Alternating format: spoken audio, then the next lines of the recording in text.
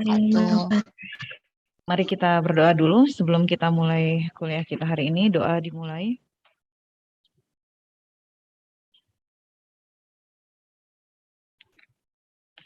Selesai.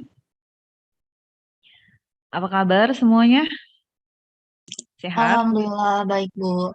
Alhamdulillah sehat, Ibu. Ya, alhamdulillah. Ini sekarang ada 28 orang ya yang bergabung. Sambil menunggu yang lainnya, kita mulai saja. Kita awali dengan tilawah dulu ya. Mangga siapa yang berkenan untuk membacakan 1-2 ayat di pertemuan hari ini? Mangga?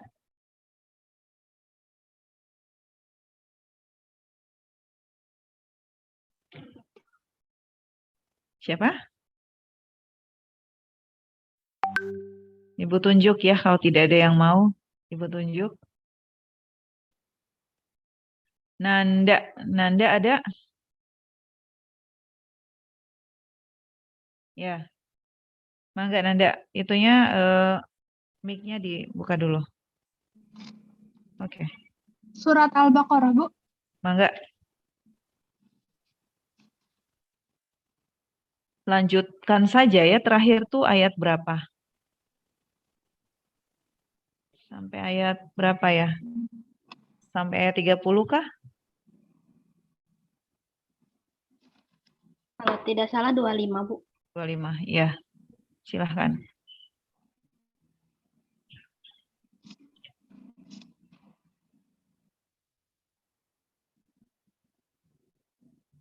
A'udzu billahi minasyaitonir rajim.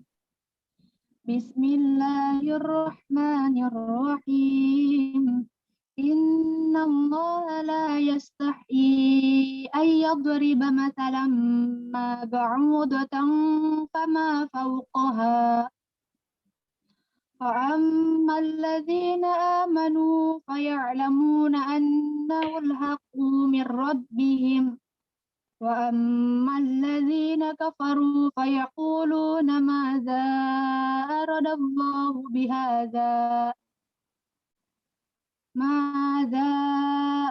الله بهذا مثلا يضل به كثيرا ويهدي به كثيرا إلا الفاسقين الذين ينقضون عهد الله من بعد ميثاقه ويقطعون ما أمر الله به أن يوصل ويفسدون في الأرض أولئك هم الخاسرون Shadaqallahul azim. Terjemahnya dibaca sekalian. Oh iya, baik, Pak. Dan sampaikanlah kabar gembira kepada orang-orang yang beriman dan berbuat kebaikan bahwa untuk mereka disediakan surga-surga yang mengalir di bawahnya. Setiap kali mereka diberi rezeki buah-buahan dari surga, mereka berkata, inilah rezeki yang diberikan kepada kami dahulu. Mereka telah diberi buah-buahan yang serupa, dan di sana mereka memperoleh pasangan-pasangan yang suci. Mereka kekal di dalamnya. Sesungguhnya, Allah tidak segan membuat perumpamaan seekor nyamuk atau lebih kecil dari itu. Adapun orang-orang yang beriman, mereka tahu bahwa itu kebenaran dari Tuhan. Tapi mereka yang kafir berkata, apa maksud Allah dengan perumpamaan ini? Dengan perumpamaan itu, banyak orang yang dibiarkannya sesat. Dan dengan itu, banyak pula orang yang diberinya petunjuk. Tetapi, tidak ada yang disesatkan dengan perumpamaan itu selain orang-orang yang fasik. Maha benar Allah atas segala firman-Nya. Sadaqallahul-azim. Terima kasih ya, Nanda ya.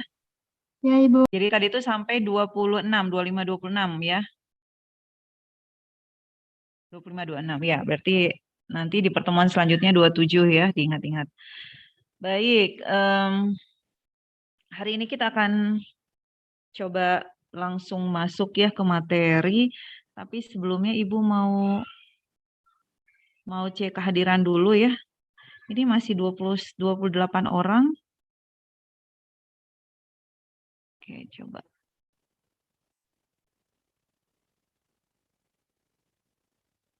Sudah ada yang masuk ke INOS? Sudah, Bu. Cek kehadiran di sana sudah? Sudah, Bu. Oke, kalau begitu ya. Baik. Jadi total yang mengambil mata kuliah ini ada 43 orang ya. Ada 43 orang. Ini mudah-mudahan yang dari kelas B yang sudah gabung ke sini siapa saja? Ada yang sudah ikut? Atau infonya belum sampai kalau jadwalnya hari ini dan hari Senin ya?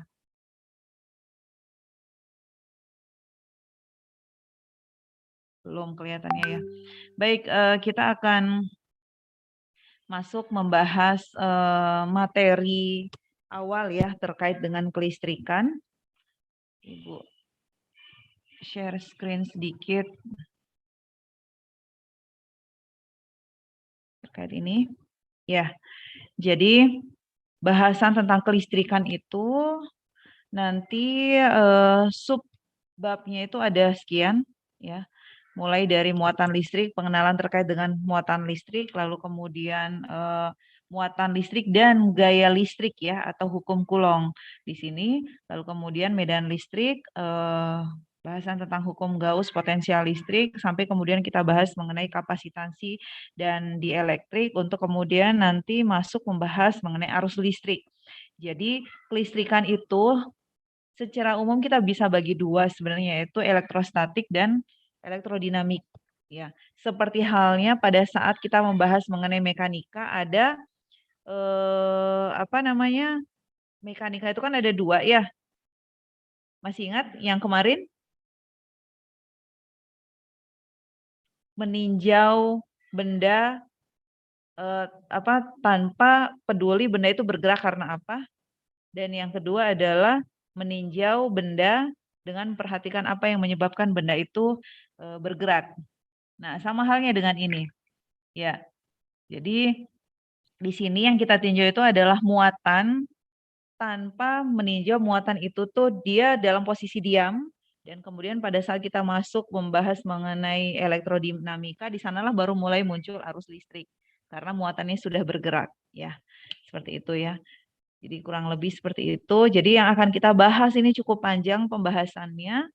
Cukup panjang pembahasannya ya. Jadi mencakup sekian subbab dan nanti di setiap subbab itu nanti ada hukum-hukum dasar yang kemudian di sana nanti kita akan coba menerapkan hukum-hukum dasar tersebut untuk berbagai kasus kelistrikan ya, kasus kelistrikan. Ini minta tolong ada satu yang jadi co-host ya supaya bisa mengadmit yang belum masuk. Siapa yang bersedia jadi co-host? Saya boleh, Bu. Siapa nih? Sabila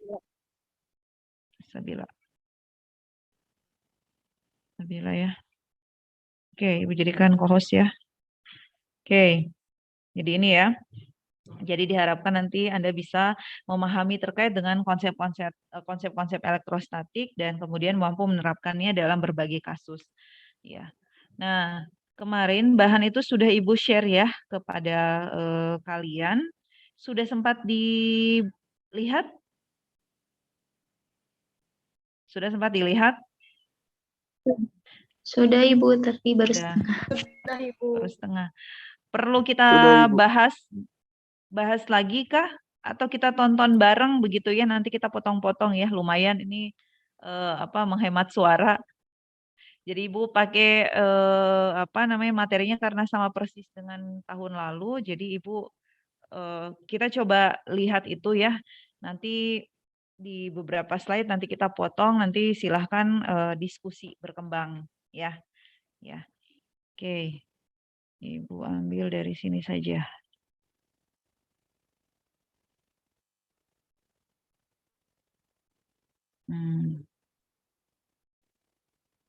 Sini.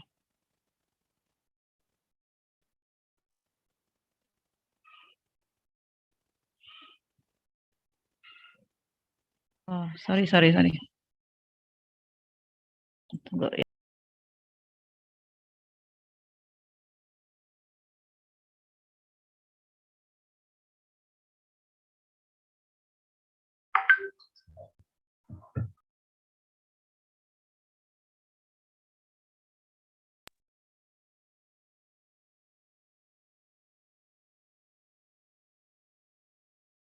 Assalamualaikum warahmatullahi Suaranya wabarakatuh. terdengar jelas nggak ke kalian? Ketemu lagi di mata kuliah fisika dan Jelas, kita jelas, Bu. Tinggal diperbesar ya kalau kurang jelas ya. Namun sebelumnya kita akan membahas sedikit mengenai konsep muatan. Jadi bahasan tentang kelistrikan ini sebenarnya adalah salah satu tema dalam fisika dasar yang kajiannya sudah sangat lama ya. Jadi pengamatannya itu dimulai pada tahun 600 sebelum Masehi ya, di mana pengamatan ini terjadi secara tidak disengaja, di mana seorang yang bernama Thales itu secara tidak sengaja pada saat menggosokkan suatu batu amber gitu ya, itu digosok. Lalu kemudian ternyata batu yang telah digosok ini ternyata bisa menarik jerami-jerami kecil yang ada di sekitarnya. Nah, dipahami kemudian bahwa setiap benda itu sebenarnya punya muatan listrik, dan fenomena kelistrikan itu terjadi karena adanya interaksi benda-benda yang mempunyai muatan listrik. Dan diketahui bahwa ada dua jenis muatan listrik. Nah, selanjutnya pengamatan selanjutnya itu berlangsung ketika ada seseorang yang melakukan pengamatan dengan menggunakan batang gelas ya. Ada batang gelas, misalkan yang ini, itu digosokkan pada kain sutra ya. Jadi ada 2 buah batang gelas digosokkan pada kain sutra, dan kemudian batang gelas ini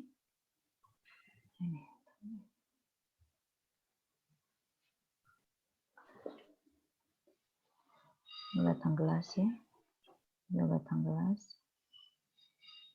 Nah, telah digosokkan kain sutra ini kemudian didekatkan satu sama lain.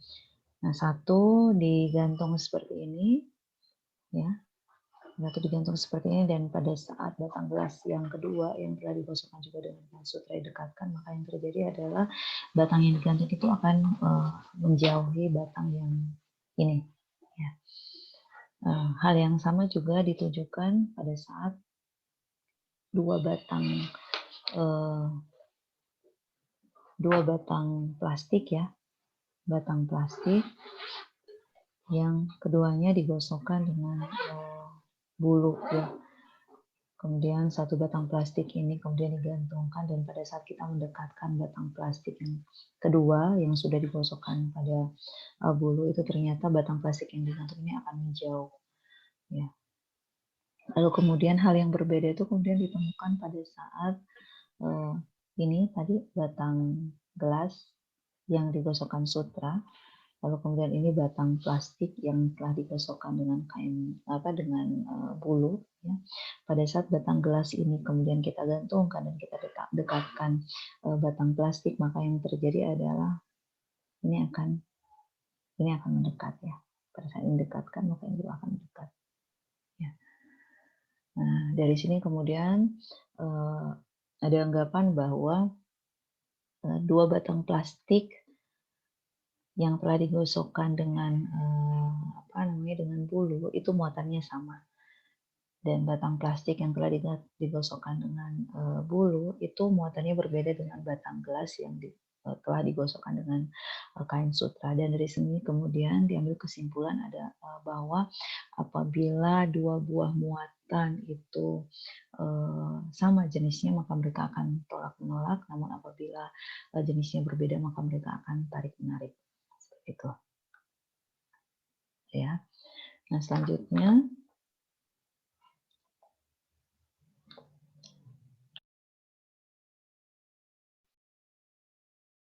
ya,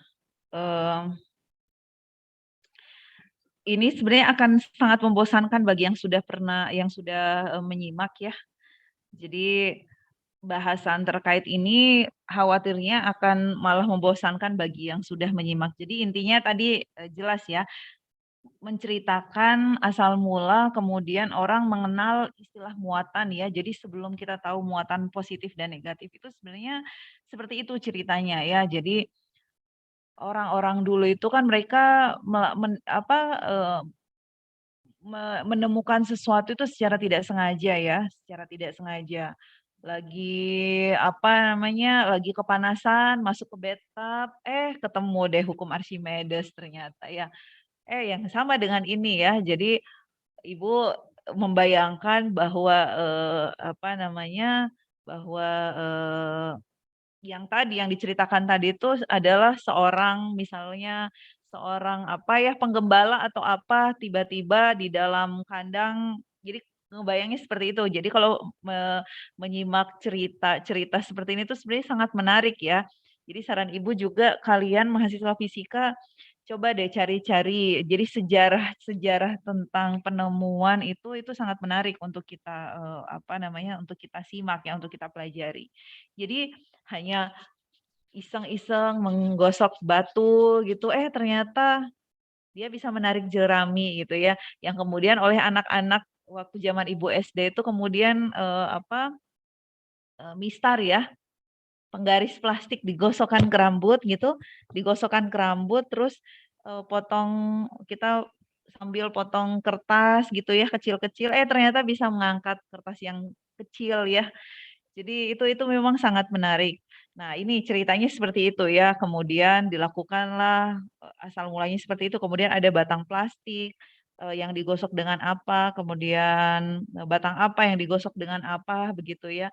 Nah, dari sana kemudian, oh ternyata kalau misalnya yang ini digosok, yang sana digosok, didekatkan, ternyata mereka tolak-menolak. Yang satu juga sama, bahan yang berbeda digosok dengan bahan yang berbeda, itu setelah digosokkan, didekatkan yang sama, maka mereka akan tolak-menolak, ya. Yang berbeda ternyata tarik-menarik. Akhirnya dulu kesimpulannya adalah ini yang bahan yang sama, yang mendapatkan perlakuan sama itu pasti mengandung sesuatu yang sama.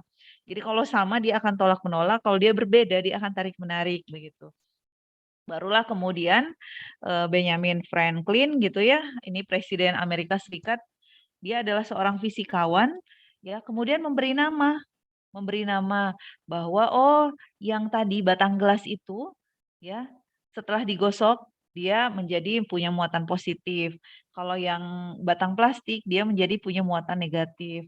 Nah, berarti kalau muatan negatif itu dipertemukan dengan muatan negatif, maka mereka akan tolak-menolak, yang muatan positif dengan muatan positif juga tolak-menolak. Jadi kalau sebelumnya belum ada namanya, hanya bilang sama dan berbeda, nah sekarang sudah diberi nama, muatan positif dan muatan negatif.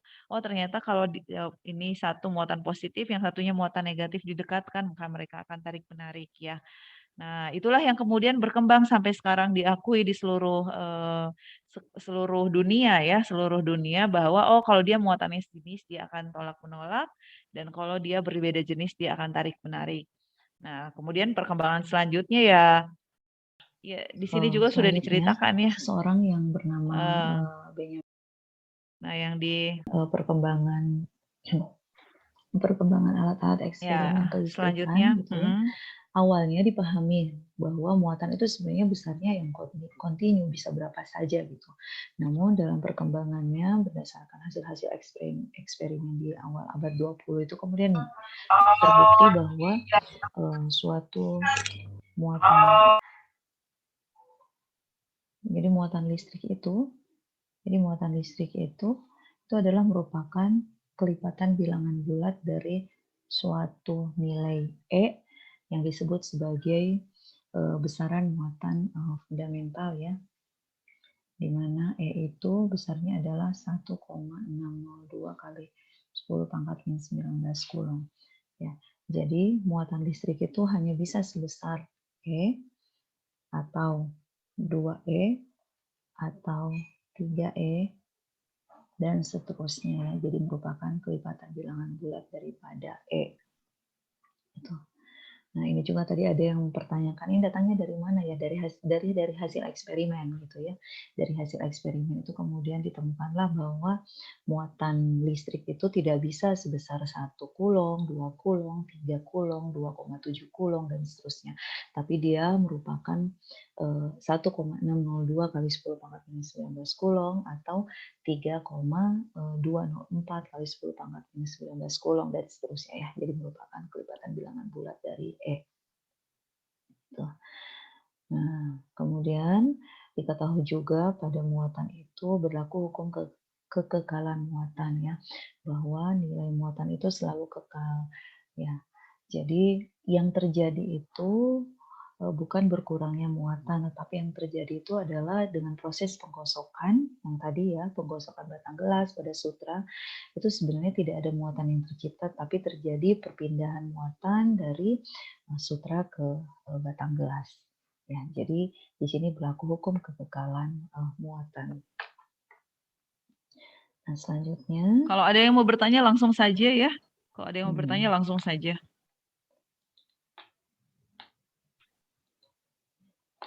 Oke. Ya, jadi muatan suatu partikel atau benda negatif secara mikroskopis itu kemudian di perkembangan selanjutnya orang kemudian mengatakan, oh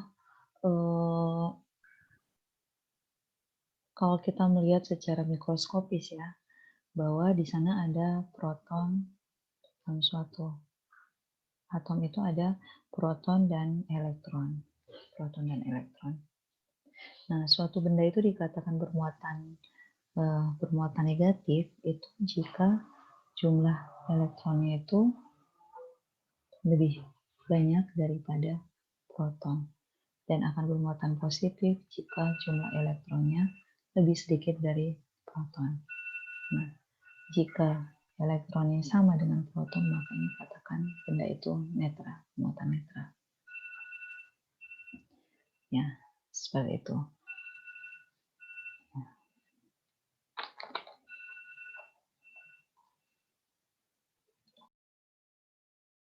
Ya. Ya, sampai situ dulu ya. Jadi slide-slide yang tadi, ya pembahasan tadi itu sebenarnya sebagai pengantar kita untuk masuk membahas mengenai satu besaran pokok ya, yang utama dalam bahasan kelistrikan dan kemagnetan ya. Jadi datangnya muatan itu dari mana? Itu tadi seperti itu sejarahnya. Kemudian oh ada yang positif, ada yang negatif. Oh itu berarti terkait dengan muatan di sana ya. Nah, mudah-mudahan itu cukup jelas memberikan apa namanya informasi terkait dengan besaran muatan di sini. Mangga kalau misalnya ada yang mau ditanyakan dulu sebelum kita lanjutkan. Cukup. Ini sebenarnya kalau semuanya sudah pernah menyimak ya sama Ibu mau dipercepat jadi apa namanya kecepatannya tuh jadi 2 kali gitu. Tapi khawatir masih ada yang belum menyimak ya, belum apa namanya belum sempat membuka ya. Nih. Nah, lalu kemudian yang bahasan tentang pembangkit ya, pembangkit muatan. Pembangkit muatan yang sangat besar yang nanti tujuannya adalah dia berfungsi untuk mempercepat partikel ya. Nih. Ya, silinder logam dan silinder wall. Ya, masing-masing ada muatan di sana. Nah, Anda sudah Ibu baca di forum diskusi itu sudah sangat jelas ya prinsip kerja dari generator Van de Graaff gitu ya. Nah, dan kita bisa membuat generator Van de Graaff. Nah, nanti salah satu proyek yang akan Ibu minta kepada Anda untuk mengerjakan itu adalah membuat prototipe dari generator Van de Graaff dengan menggunakan bahan-bahan yang ada di sekitar Anda gitu ya. Dan ini sudah sangat sering sudah banyak dilakukan oleh orang. Jadi kalau misalnya Anda pernah melihat film Mr. Bean ya, memegang satu bola dan kemudian rambutnya berdiri, nah yang dipegang oleh Mr. Bean itulah generator Van de Graaff.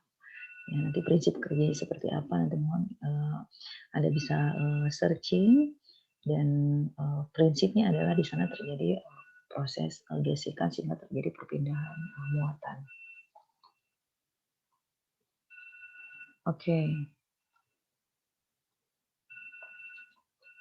Nah, sini ya. Nah, sekarang Sekarang kita masuk ke bahasan Nah, mengenai ini ya hukum kulon. bahasan Jadi hukum utama kulon ini terkait sebenarnya dengan adalah gaya membahas apa mengenai namanya gaya antar gaya muatan. interaksi yang terjadi antara dua buah benda yang bermuatan. Apa saja yang mempengaruhi gaya interaksi antara dua buah benda yang bermuatan itu telah diamati oleh Coulomb ya, sehingga nama dari hukum ini kemudian nama beliau kemudian diabadikan dalam satuan dari satuan muatan dan hukum Coulomb ini. Ya, jadi pada prinsipnya yang dilakukan itu adalah dengan menggunakan neraca puntir. Jadi ini neraca puntirnya. Ini neraca puntirnya. Jadi bagian sini tuh bisa berputar. Di sini tuh ada fiber ya, ada fiber. Nah di sini tuh ada bola muatan di sini dan di sana ada bola muatan juga. Jadi bola muatan di sini, oke, kita asumsikan sebagai muatan pertama dan bola muatan yang kedua ada di sini. Dan kemudian kita bisa mengatur jarak antara kedua buah muatan. Kemudian kita juga bisa mengganti bola-bola bermuatan di sini bisa bermuatan positif ataupun bermuatan negatif. Ya, seperti itu. Nah,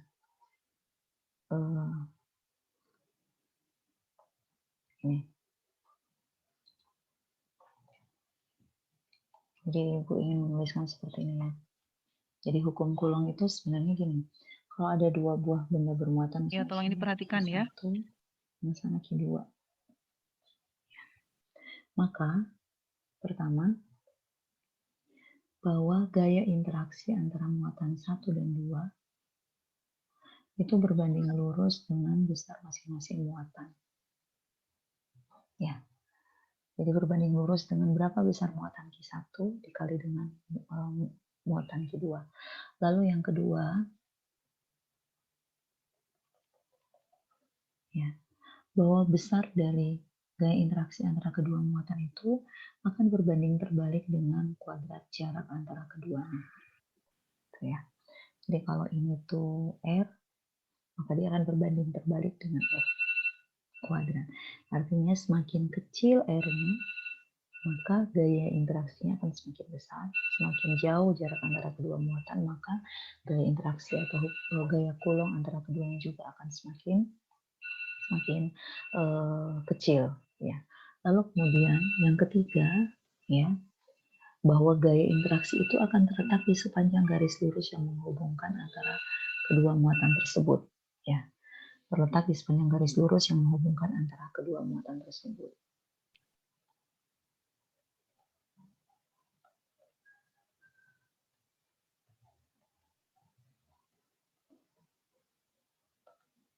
Sepanjang garis lurus ya. Antara Q1 dan Q2. Itu ya. Nah, kemudian karena ini adalah gaya dan gaya itu adalah besaran vektor, ya, maka uraian ini kemudian kita bisa tuliskan seperti ini. Jadi vektor dari 1, 2 itu dia berbanding lurus dengan Q1, Q2 dan berbanding terbalik dengan jarak antara keduanya. Ya, sehingga kalau kita nyatakan dalam bentuk ini kita ganti dengan sama dengan, maka di sini harus ada suatu konstanta kesebandingan per R1, 2 ya, sini R1, 2 kuadrat ya, dan karena ini adalah vektor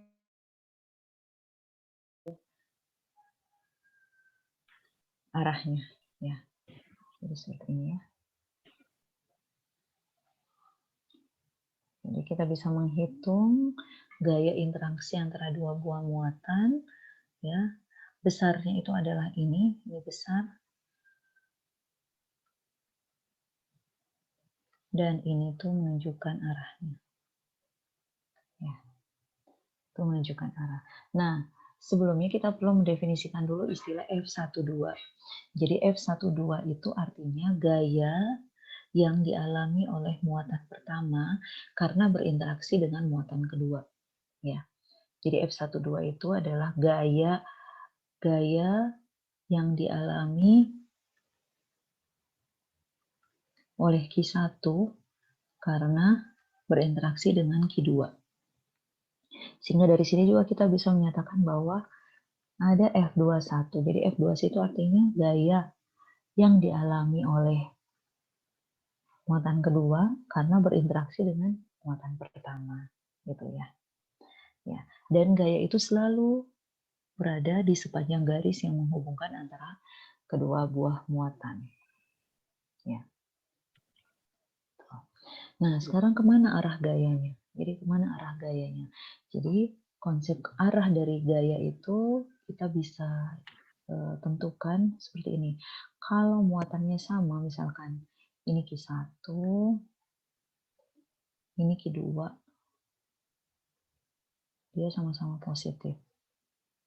Ya.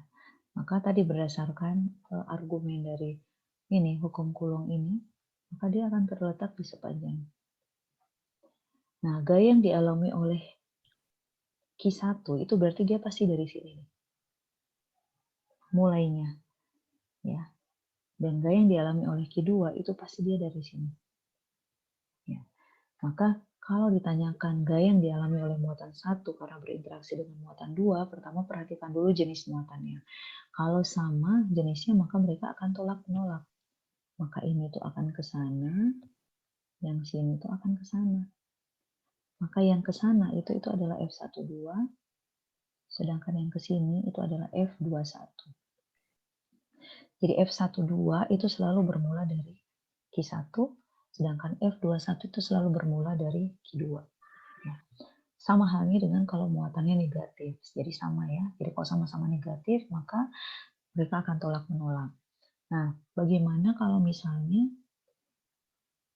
Q1-nya positif, lalu kemudian Q2-nya negatif?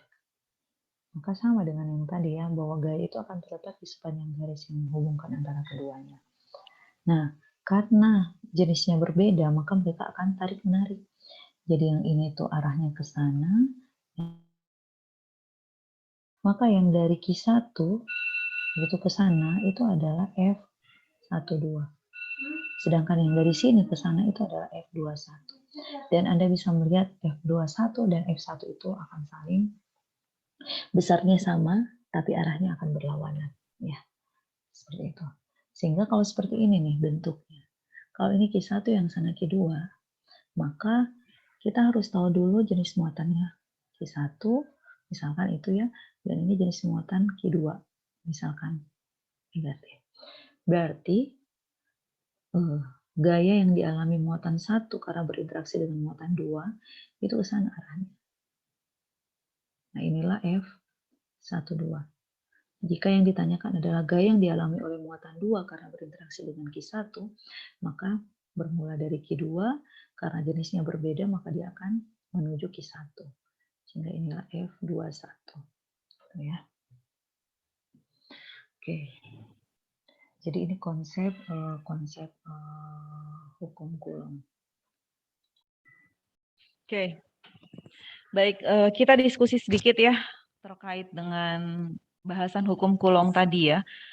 Jadi tadi sudah disampaikan bahwa hukum Coulomb itu sebenarnya membahas tentang gaya interaksi antara dua muatan atau lebih. Ini kita baru melihat ada dua muatan ya. Sebenarnya bisa 3 muatan dan seterusnya. Tetapi asalkan Anda sudah paham, Anda sudah memahami konsep untuk 2 muatan, insya Allah untuk 3 muatan dan seterusnya itu akan mudah. Ya karena prinsipnya itu sebenarnya hanya prinsip superposisi, hanya menjumlahkan saja. Ya. Nah, jadi tahap awal untuk menentukan gaya interaksi ini tadi ya, bahwa berbanding lurus dengan perkalian antara muatan. Jadi besarnya berapa masing-masing. Nah, gayanya berarti berbanding lurus dengan perkalian antara keduanya dan berbanding terbalik dengan jarak antara keduanya. Jadi gayanya itu akan semakin besar kalau jarak antara keduanya semakin kecil, begitu ya, jarak kuadrat antara keduanya. Dan yang ketiga yang tidak kalah pentingnya dari bahasan tentang hukum Coulomb itu bahwa mereka pasti terletak di sepanjang garis lurus. Jadi kalau ini Q1 yang sana Q2, ya berarti dia pasti hanya akan terletak di sini. Tidak mungkin gaya itu adanya di sini nih. Tidak mungkin ada di sini. Selalu terletak di antara garis yang menghubungkan antara keduanya. Ya, seperti itu. Nah, paling nanti tinggal melihat dia tarik-menarik atau tolak-menolak. Ya, sesuai dengan konsep yang tadi, dia akan tarik-menarik kalau beda jenis. Tarik-menarik itu kalau digambarkan artinya gayanya itu akan mengarah ke muatan yang satunya. Artinya kalau gaya yang dialami oleh muatan satu, maka dia akan menuju ke muatan kedua. Demikian pula dengan kalau yang ditanyakan adalah gaya interaksi antara yang dialami oleh muatan dua karena berinteraksi dengan Q1. Pasti dia akan menuju ke muatan yang satunya. Tetapi kalau jenisnya sama, maka dia akan tolak-menolak. Yang namanya tolak-menolak itu berarti dia menjauh. Ya, jadi dia menjauh.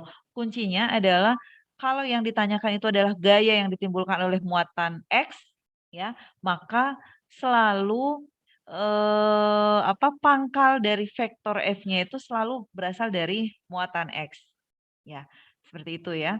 Nah, Anda bisa lihat tadi ya, bahwa sebenarnya F12 dan F21 itu adalah gaya aksi reaksi. Ya, jadi gaya aksi reaksi karena gaya yang dialami oleh kalau sistemnya dua muatan, maka gaya yang dialami oleh muatan dua karena berinteraksi dengan gaya yang dialami oleh muatan satu karena berinteraksi dengan muatan dua itu besarnya pasti sama dengan gaya yang dialami oleh muatan dua karena berinteraksi dengan muatan satu. Besarnya pasti sama, tetapi arahnya berlawanan. Ya, makanya Anda bisa lihat kalau ini arahnya dari sini ke sana, maka yang satunya ya dari sini ke situ. Dia selalu berlawanan arah. Sama dengan kalau muatannya sejenis ya, maka dia akan berlawanan arah. Nah, kalau yang ini dia arahnya ke sana, yang ini arahnya ke situ. Ya. Jadi mereka akan berlawanan arah. Oleh karena itu, gaya interaksi ini juga adalah merupakan contoh dari gaya aksi reaksi. Aksi reaksi antara satu muatan dengan muatan yang lainnya. Ya, seperti itu ya. Nah, tanda di praktikum fisika dasar mungkin sudah dibahas ya bahwa biasanya kita berangkat dari satu persamaan. Kita berangkat dari satu persamaan melihat hubungan antara satu variabel bebas dengan yang terikat ya. Jadi kita lihat di sana ada variabel bebasnya, ada variabel terikat. Dari sana kita bisa melihat hubungannya. Apakah dia berbanding lurus, apakah dia berbanding terbalik. Nah, tanda kesebandingan ini itu bisa kita ganti dengan tanda kesamaan dengan menambahkan satu konstanta. Ya, jadi misalnya hukum Hooke ya, bahwa gaya apa namanya? Apa sih? Kalau misalnya pada pegas tuh sistem pegas ya, kalau kita tarik dengan kita memberikan perpanjangan menambah panjang ya, terjadi pertambahan panjang X, maka nanti akan ada gaya pulih yang dia akan berbanding lurus dengan simpangan yang kita berikan. Jadi semakin besar simpangan yang kita berikan, maka gaya pulihnya juga akan semakin besar. Berarti kan F di sana itu berbanding lurus dengan delta X. Ya. Nah, untuk mengganti tanda kesebandingan itu, maka dilakukanlah eksperimen dengan melihat hubungan antara perubahan X yang kita berikan dengan gaya yang dihasilkan begitu ya. Gaya yang dihasilkan. Kemudian dari sana kemudian kita bisa plot, oh ternyata itu berbanding lurus begitu ya, berbanding lurus dengan konstanta kesebandingan itu tidak lain adalah kemudian kita beri nama di sana itu adalah sebagai konstanta pegas. Ya. Jadi seperti itu ya, sama dengan ini ya. Jadi dari neraca puntir yang tadi itu kemudian didapatkan hubungan kesebandingan antara gaya dengan perkalian antara besar muatan dan berbanding terbalik dengan kuadrat jarak, dan akhirnya dari sini kemudian didapatkanlah dari tanda kesebandingan ini kita nyatakan dalam menggunakan tanda sama dengan menambahkan satu konstanta di sini. Nah, konstanta inilah nanti berikutnya disebut sebagai apa, itu ada di slide selanjutnya ya. Jadi mudah-mudahan ini bisa difahami bahwa karena gaya itu adalah besaran vektor, maka dia punya besar dan dia punya arah ya. Sehingga besarnya dapat Anda hitung dengan hukum Coulomb ini dan arahnya itu nanti ada cara yang akan disampaikan selanjutnya ya. Ini ada yang mau ditanyakan terkait ini? Cukup ya? Oke, cukup. Nah, selanjutnya, ya, ini sama.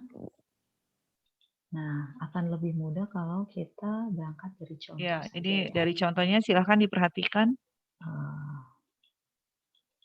Ini, oh ya, tadi di sana itu ada K ya. K, ada K di sana, ini adalah konstanta kesebandingan ya, konstanta kesebandingan. Nah, nilai K itu adalah sebesar 1/4 V epsilon 0. Ya, dan ini diperoleh secara atau eksperimen ya. kalau kita hitung ini adalah 9 kali 10 pangkat 9 Newton meter kuadrat per Coulomb kuadrat. Jadi muatan itu satuannya Coulomb, ya, dan gaya di sana itu seperti halnya gaya-gaya yang lain, maka gaya Coulomb juga satunya adalah Newton, gitu ya. Nah, nanti dari mana datang nilai ini? Nah, ini yang sama dari eksperimen ya, dari eksperimen. Jadi dari eksperimen itu kemudian kita bisa menentukan konstanta kesebandingan, ya. Nah, di sana ini bisa 1/4 V epsilon 0. Epsilon 0 di sana itu adalah permitivitas ruang hampa.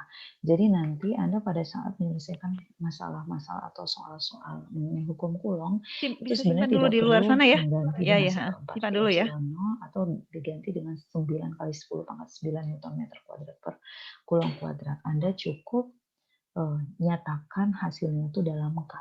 Ya, jadi tetap dalam K. Itu ya. Ini oke, ini ya yang tadi kita bahas tadi ya. Jadi yang jenisnya sama dia akan tolak menolak, sedangkan yang jenisnya berbeda mereka akan tarik menarik. Sampaikan bahwa pada saat Anda menghitung besar, jadi pada saat menghitung besar itu kan gampang ya. Dari soal itu biasanya sudah diketahui berapa besar muatannya, jaraknya Anda bisa hitung, ya, maka pada saat Anda menghitung besar itu tidak perlu masukkan tanda positif atau negatif. Tanda muatan nggak usah dimasukkan. Karena tanda muatan nanti itu akan menentukan arah gaya. Ya. Oke, nah biar gampang, coba kita langsung lihat contoh yang ini ya. Kita langsung lihat contoh yang ini. Kita langsung terapkan pada contoh ini. Nih, diketahui ya. Diketahui itu muatan Q1 dan Q2 ya. Jadi sebenarnya di sini tuh kalau kita ingin konsisten dengan bahasan tadi bahwa besar muatan itu adalah merupakan kelipatan bilangan bulat dari E, maka di sini tuh harusnya 1E, 2E ya. Ya. Jadi Q1-nya itu sebesar E M dalam satuan mili Coulomb. Q2 itu sebesar 2E dalam satuan mili Coulomb dan masing-masing bermuatan positif. Nah, ini Anda bisa ganti satuannya dalam Coulomb, itu berarti plus E kali 10 pangkat minus 3 Coulomb, ini juga sama, plus 2E kali 10 pangkat minus 3 Coulomb. Lalu kemudian diketahui bahwa dalam sistem koordinat Kartesian itu Q1 itu terletak di titik 1,6 dan Q2 itu terletak di titik 9,4 ya. Nah, lalu kemudian ditanyakan berapa besar gaya yang dialami. Berapa ini ya. Tentukan gaya yang dialami oleh muatan Q1. Nah, karena di sini tuh hanya ada 2 buah muatan Q1 dan Q2, maka pasti bahwa gaya yang dialami oleh Q1 itu adalah hasil interaksinya dengan Q2. Sehingga ini kita bisa tuliskan sebagai F1 berarti yang dialami oleh Q1 karena berinteraksi dengan muatan 2. Jadi yang ditanyakan itu adalah ini. Betul ya. Nah, gini. Untuk menghitung besar gampang. Jadi tadi kita sudah tahu bahwa F12 itu sama dengan K kali Q1 kali Q2 per jarak antara keduanya kuadrat dan arahnya ditentukan oleh vektor satuan ini, gitu ya. Nah, selanjutnya bagaimana cara menentukan gaya? Dalam hal ini kita harus bisa menghitung berapa besarnya dan kemana arahnya. Ibu sarankan Anda mulai dari menghitung arahnya. Jadi arah itu kan vektor satuan adalah perbandingan antara vektor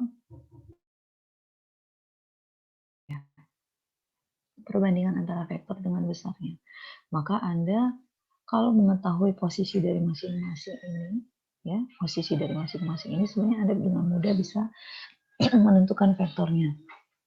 Nah sekarang tahap awal yang harus Anda lakukan itu adalah Anda gambarkan sistem muatan ini dalam koordinat kartesian. Ya, ini kebetulan gambarnya sudah ada, jadi dalam koordinat kartesian, ini sumbu X, yang ke sana itu sumbu Y, di titik 1,6 itu ada Q1 muatannya positif, ya.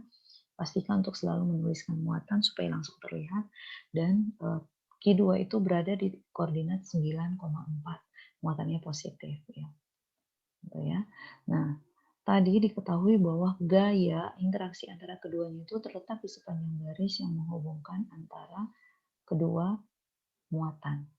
Sehingga pada saat yang ditanyakan adalah F12, maka Anda langsung ingat bahwa F12 itu adalah gaya yang dialami oleh muatan 1, sehingga gaya itu tuh pasti bermulanya dari muatan 1 terlebih dahulu. Ya, lalu kemudian lihat tandanya. Kalau tandanya sejenis, maka mereka akan tolak-menolak. Tolak-menolak itu artinya dia terletak di sepanjang garis itu, tetapi menjauhi muatan yang satunya. Jadi gaya yang dialami oleh muatan Q1 itu akan menjauhi muatan Q2, berarti dia arahnya ke sana. Nah, itu ya. Maka inilah F12. Ya, itu F12. Tuh. Nah, Anda bisa lihat bahwa arah ke sana itu kan pada prinsipnya sama saja dengan, jadi kalau ada dua buah titik, ya, maka vektor perpindahan dari satu titik ke titik lain itu Anda bisa tentukan. Ya. Nah, sekarang Anda lihat nih, ini arah gayanya itu ke sana. Dan arah gaya ini sama saja dengan arah perpindahan dari titik 9,4 menuju ke titik 1,6. Jadi, arah dari sini ke sana, ya, itu sama dengan arah dari sini ke sana. Ya. Maka secara tidak langsung kita dapat katakan bahwa R12 di sana, vektor R12, ya, dari sini menuju sana, itu arahnya akan sama dengan arah dari vektor F12, ya. Sehingga secara tidak langsung Anda bisa menentukan arah dari vektor F12 itu berdasarkan arah perpindahan dari titik sini menuju ke titik situ. Padahal kedua titik ini tuh posisinya sudah diketahui. Gitu ya. Maka ini kenapa R12 itu kemudian Anda bisa hitung arah itu adalah perbandingan atau rasio antara vektor perpindahan R12 dengan panjangnya, ya.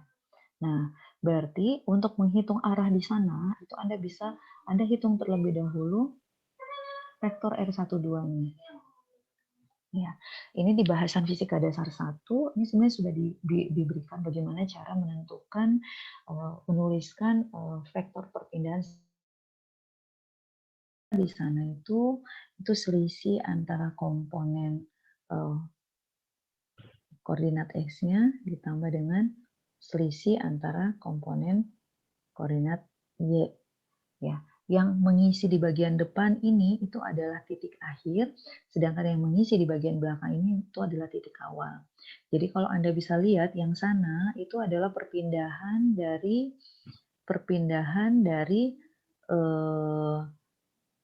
koordinat 9,4 menuju koordinat 1,6. Ya. Maka apa isi dari yang ada di sana? Ya. Maka yang ada di depan sini itu adalah koordinat X dari yang akhir. Berarti ini 1. Dan yang mengisi di belakang itu adalah koordinat X dari titik awal. Nah, ini koordinat selisih koordinat Y-nya. Akhir kurang awal. Jadi di sini ada 6, di sana 4. Sehingga dari sana Anda bisa menentukan bahwa vektor R12-nya dari sini ke sana itu adalah minus 8I ditambah 2J. Dan kalau Anda sudah bisa menghitung vektornya, maka Anda bisa menghitung panjangnya. Di mana panjang itu adalah akar dari kuadrat, penjumlahan kuadrat dari masing-masing komponen X dan Y. Ya, sehingga di sana Anda akan dapatkan 64 ditambah 4 akar dari 68. Nah, itulah jarak antara ini dan sana, ya, jaraknya. Sehingga dari sini Anda bisa menghitung bahwa vektor satuannya itu adalah minus 8I ditambah 2J per akar dari 68, ya. Nah, sudah, berarti ini sudah Anda dapatkan, ini untuk mengisi arah yang ada di sana. Nah, sekarang tinggal menghitung besarnya. Ya, sekarang tinggal menghitung besarnya.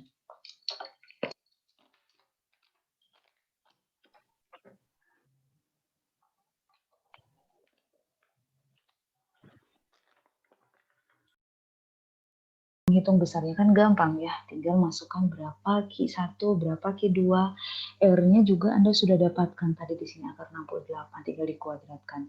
Maka Anda bisa menghitung F12 itu adalah K, ini E ya, E kali 10 pangkat minus 3, kali 2E kali 10 pangkat minus 3 dibagi R kuadrat.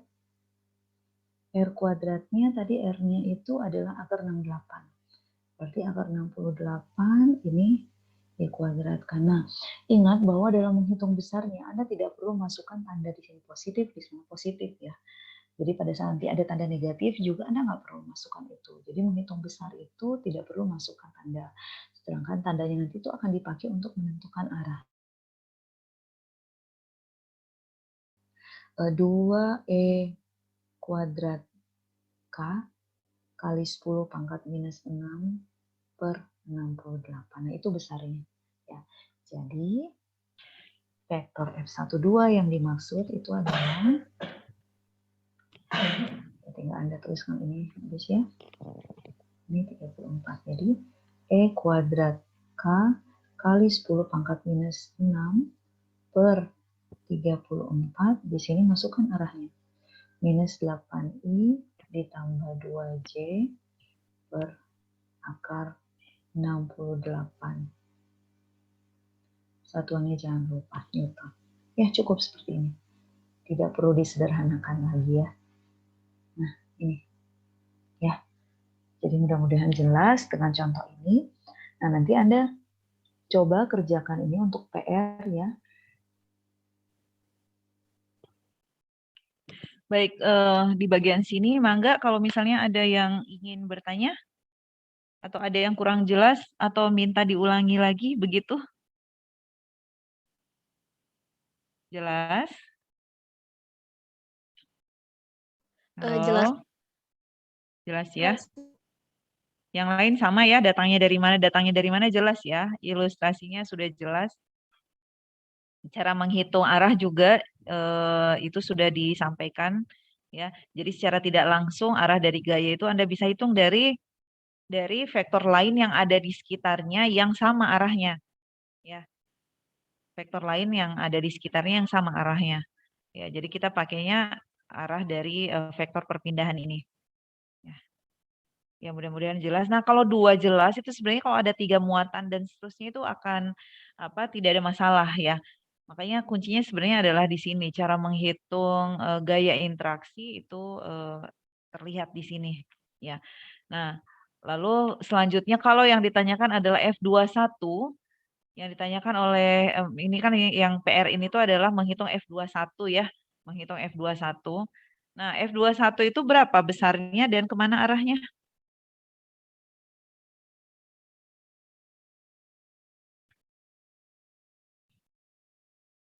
Kalau nggak salah besarnya itu sama, tapi arahnya berlawanan gitu bukan, Bu? Ya, ya. Jadi F21 itu kan sebenarnya dia pasangan aksi reaksi dengan F12. Kalau F12-nya sudah ketemu seperti ini, maka F21-nya itu sebenarnya ya besarnya berarti sama sebesar ini, tapi arahnya yang berlawanan. Kalau arahnya yang berlawanan berarti yang ini jadi plus, yang sana jadi negatif. Sudah selesai. Ya, jadi sebenarnya Anda tidak perlu membuat, tapi untuk tahap latihan, Anda bisa saja melakukan, Anda mulai dari awal seperti ini, begitu ya, mengikuti alur ini. Tapi sebenarnya kalau misalnya sudah ketemu satu, maka pasangan aksi merubah tanda pada arah. Merubah tanda pada arah ya, seperti itu. Oke. Betul ya, ini tidak ada yang mau ditanyakan di sini? Jelas ya? Ya, oke. Itu bagaimana dengan F21? Lakukan dengan hal yang sama, ya, seperti itu. Lalu kemudian ini PR, lalu kemudian PR selanjutnya itu jika Q1-nya sama dengan minus E milikulom. Ya, yang lainnya sama, maka tentukan F12 berapa, F21 berapa. Oke ya, itu jadi secara umum jika ada persoalan-persoalan seperti ini diketahui biasanya besar muatan dan jenis muatannya positif atau negatif itu sudah diketahui dan posisinya di mana, lalu Anda diminta untuk menghitung gaya interaksi antar muatan, maka tahap awal yang harus Anda lakukan itu adalah gambarkan dulu dalam koordinat kartesian. Ya, di mana posisi muatan, lalu kemudian di sana tempatkanlah muatan itu dan untuk mempermudah tambahkan dengan tanda muatannya, apakah dia positif atau negatif. Setelah itu Anda lakukan hal yang sama seperti yang ini tadi ya, buat garis yang menghubungkan antara keduanya, maka nanti gaya itu pasti hanya akan terletak di sana. Tinggal melihat jenis muatannya, oh kalau jenis muatannya beda, maka dia akan tarik-menarik, maka dia akan mendekat begitu ya. Nah, tinggal Anda lihat arahnya, kalau misalnya arahnya dari sini ke sana, arahnya itu kemudian Anda, itu kan berarti sama dengan arah perpindahan suatu partikel dari sini ke sana. Berarti Anda pakai arah yang dari sini ke sana, gitu ya, untuk menghitung, R12-nya, ya. Jadi, sekali lagi memang kalau hanya menyimak itu akan beda dengan kalau Anda sambil mengerjakan, ya. Jadi mudah-mudahan, bagi yang sudah membaca ini mendengarkan ini, menyimak materi ini dan mengerjakan PR yang sudah diberikan di sana, Anda juga, insya Allah akan lebih paham ya, insya Allah akan lebih paham. Ini untuk yang 2 jenis muatan ya, berarti hanya ada 1 gaya interaksi yang dialami oleh masing-masing muatan, ya. Oke. Ya, ini untuk PR. Ya, lanjutannya Yang dialami muatan 1. Dan karena ada 2 buah muatan. Oke. Bagaimana kalau Ini ya yang 3 tadi itu muatan ada 2 ya. buah muatan, sekarang bagaimana kalau muatannya ada 3? Ya. Jadi misalkan ini Q1, Q2, Q3. Jenis masing-masing sudah diketahui. Semuanya bermuatan positif, ya.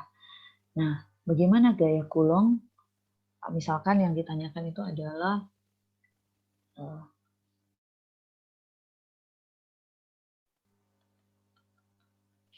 nah, F1 di sini itu artinya adalah gaya yang dialami muatan 1. Dan karena ada 2 buah muatan lainnya selain muatan Q1, maka gaya yang dialami oleh muatan 1 itu adalah superposisi atau jumlahan antara gaya yang dialami oleh muatan 1 dengan 2 dan gaya yang dialami oleh muatan 1 dengan muatan 3. Jadi F1 di sana itu tidak lain adalah jumlahan antara F12 ditambah F13 gitu ya. Nah, ya sudah, Anda nanti tinggal menghitung dulu F12 seperti bahasan yang tadi, abaikan dulu muatan ketiga, dan pada saat Anda menghitung F13, maka Anda cukup menghitung antara Q1 dengan Q3, abaikan muatan kedua.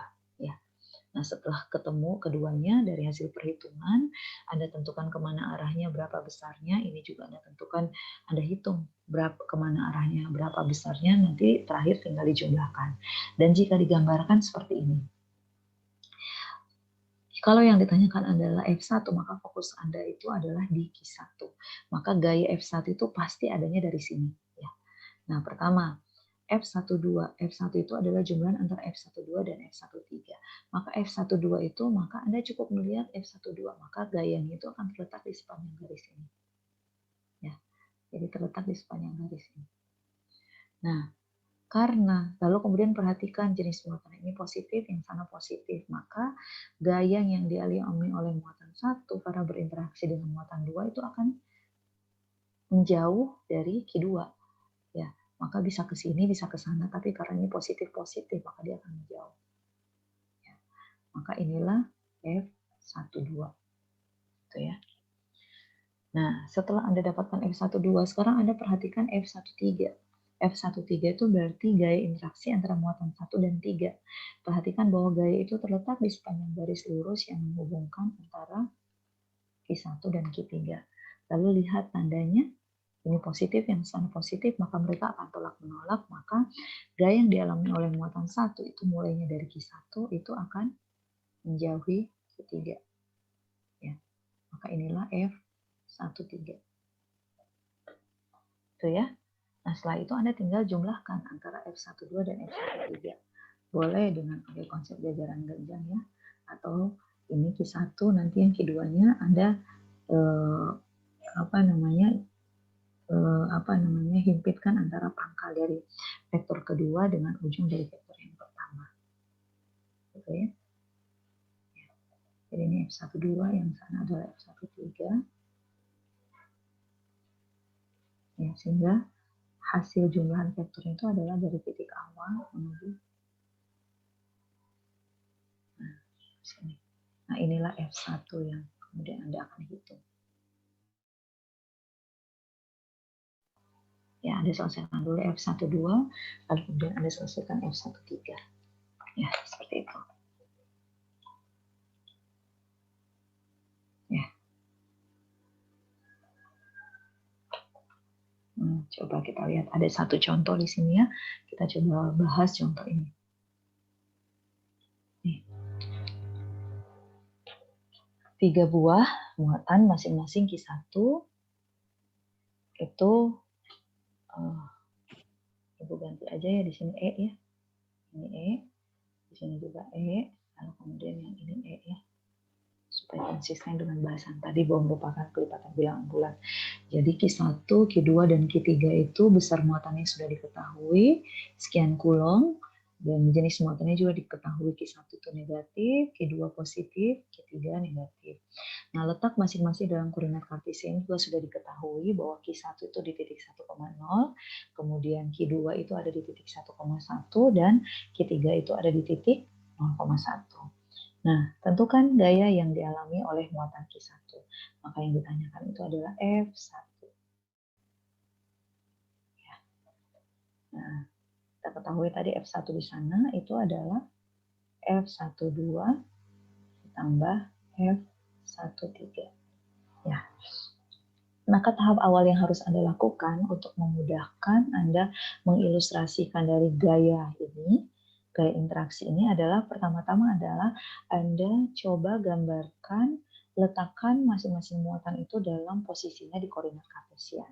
Ya, posisinya di koordinat kartesian. Di sini kalau nggak salah sudah ada gambarnya. Kemudian Anda, Ibu mau hilangkan dulu. Oh, ya langsung ada ya. Jadi Q1 itu ada di titik 1,0. Misalnya ini 1 ya, berarti ini 1, ini 1, maka Q1 itu ada di titik 1,0 ya. Kemudian Q2 itu ada di titik 1,1, maka ini ke sana 1, ke sana 1, maka ini di titik 1,1. Lalu kemudian Q3 itu ada di titik 0,1, berarti 0,1. Di titik 0,1. Lalu jangan lupa juga tambahkan jenis-jenis muatannya di sana. Q1 itu negatif, Q2 itu positif, dan Q3 itu negatif. Ya, ini untuk memudahkan saja. Nah, yang ditanyakan adalah F1. Ya, maka fokus Anda itu adalah adanya di muatan 1. Ya. Nah, tahap awal setelah Anda menggambarkan posisinya masing-masing, kemudian tambahkan jenis muatannya. Setelah itu, nah kemudian Anda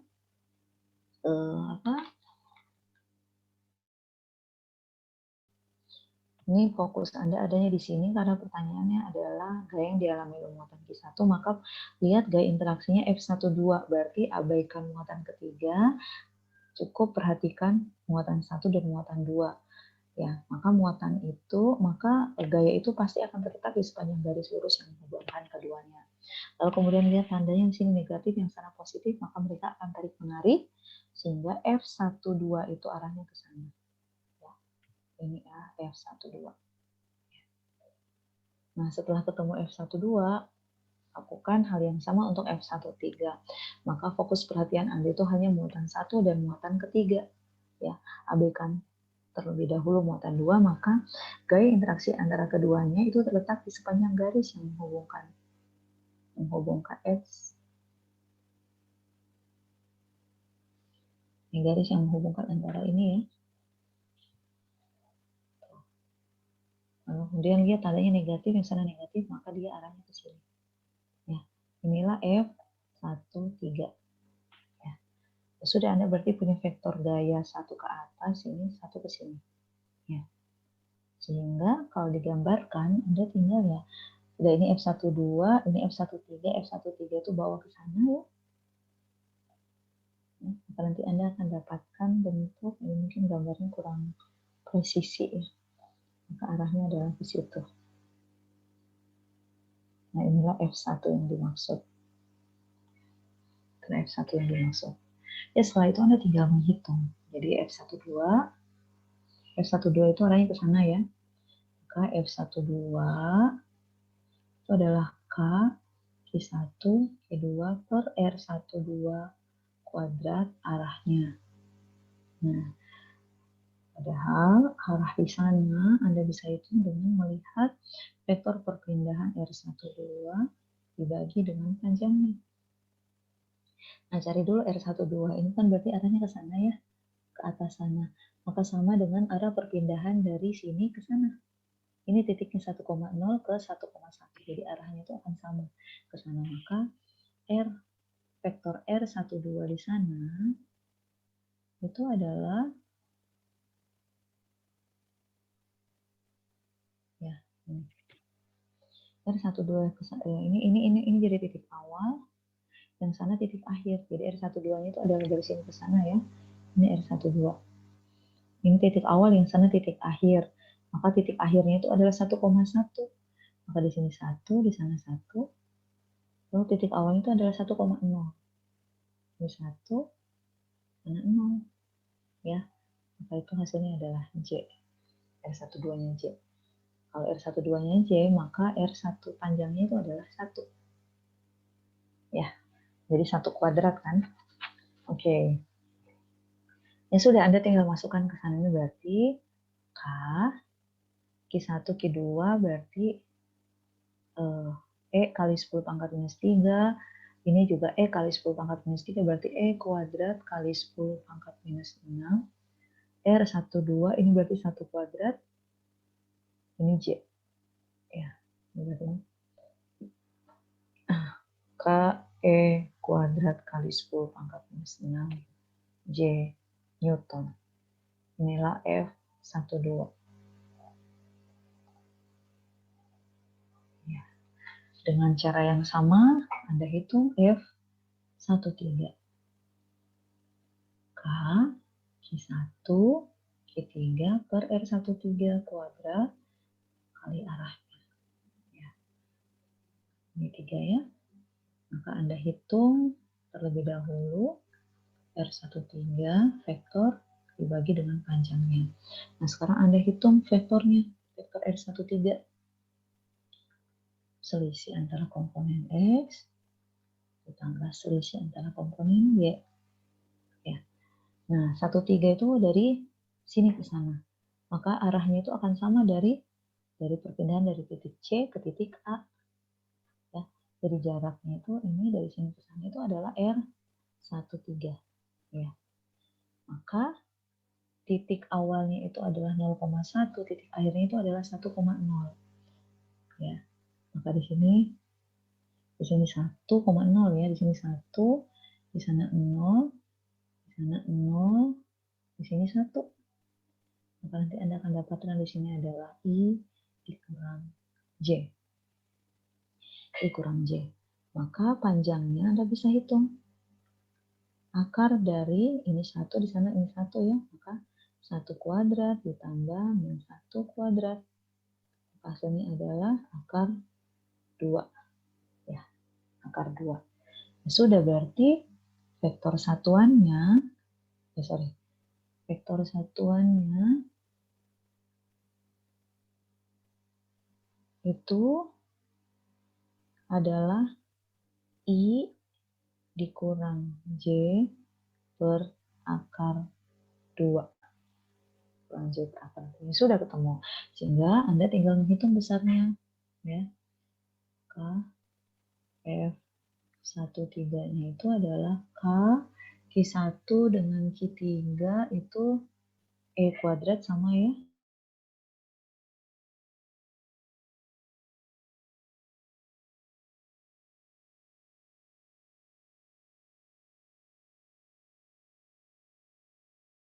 Plus J per akar 2.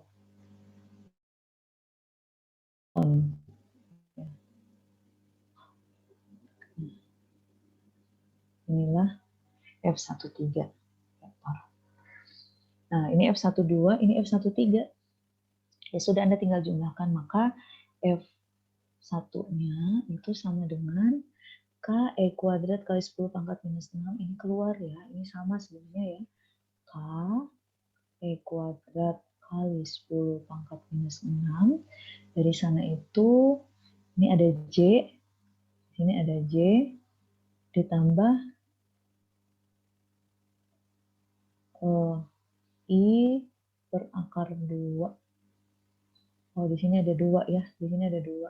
Di sana 1. Di sini berarti 2 akar 2 dikurang J per 2 akar 2. Nah, gitu ya. Maka Anda bisa tuliskan di sini K E kuadrat kali 10 pangkat kali E 10, di sini ini E 10 ya. 10 pangkat minus 6 I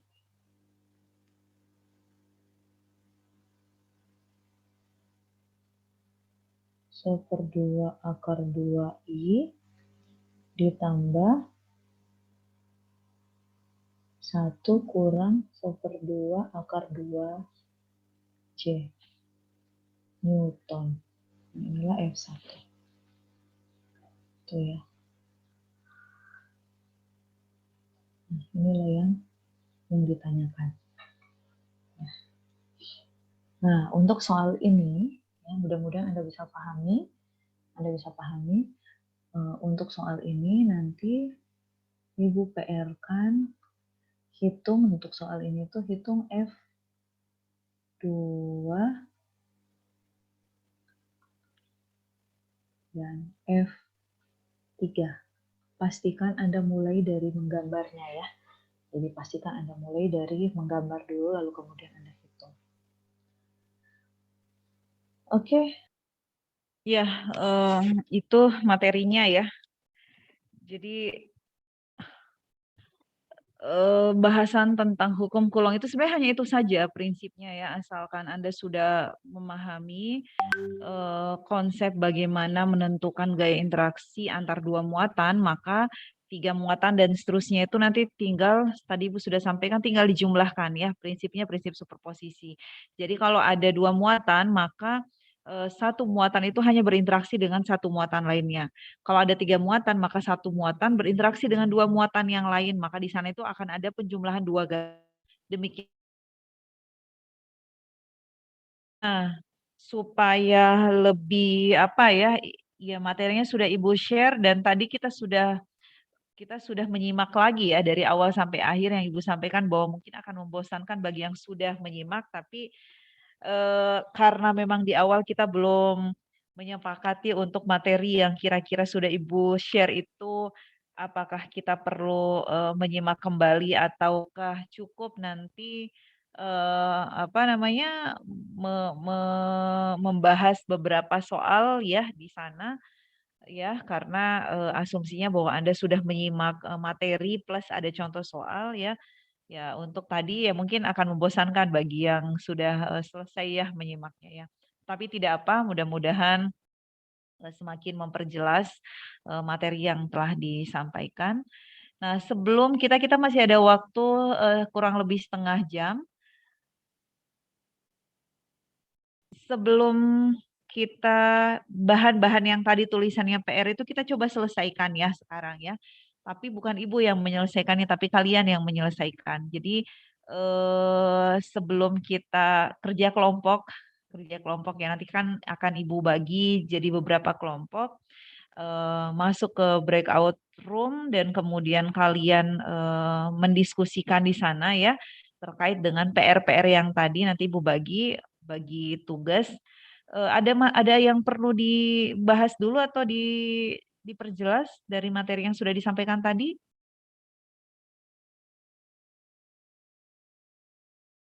Cukup? Sebenarnya Bila kurang ngerti yang tadi yang 3 Bagian itu 3. Yang bagian mananya?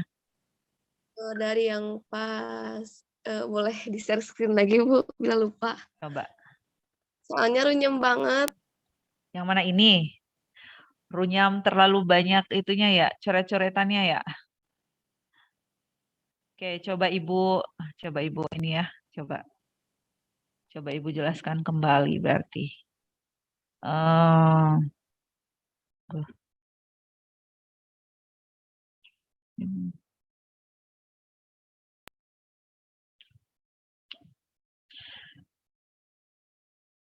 Ya, yang tiga muatan itu enggak, konsepnya sudah jelas belum atau hanya contoh soalnya yang tidak jelas? Sabila? Misalkan nih ini ya, misalkan ini ada Q1 ya, di sana ada Q2. Di sini misalkan ada Q3 ya. Nah, masing-masing diketahui misalnya ini muatannya Ibu mau kasih muatan positif, ini negatif misalnya ya, ini negatif, ini positif lah. Ya, positif. Ya.